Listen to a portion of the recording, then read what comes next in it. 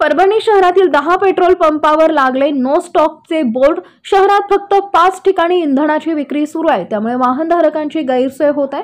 केंद्र शासनाने वाहतूक कायद्यात सुधारणा करून अपघात झाल्यानंतर मदत न करता पळून जाणाऱ्या चालकाला 10 वर्षाची शिक्षा आणि 7 लाख रुपये दंड लावण्याचा कायदा लागू केलाय। देशात रस्ता अपघातात होणाऱ्या मृत्यूचे प्रमाण रोखण्यासाठी सरकारने या कायद्यात बदल केले। मात्र हा कायदा अन्यायकारक असल्याचं सांगत ट्रक आणि टँकर चालकांनी या कायद्याच्या विरोधात स्टेरिंग छोडो आंदोलन केलंय। इंधन पुरवठा व माल वाहतूक करणाऱ्या अनेक संघटनांनी या आंदोलनात सहभाग घेतलाय। या आंदोलनाचा सर्वात जास्त फटका इंधन पुरवठा क्षेत्रात बसला असून ट्रक आणि टँकर चालक संपावर गेले असल्याने परभणी शहरातील 15 पेट्रोल पंपांपैकी 10 पेट्रोल पंपावर नो स्टॉकचे बोर्ड लागलेत। परभणी जिल्हा प्रतिनिधी बाळासाहेब घिके, शिवशाही न्यूज, परभणी।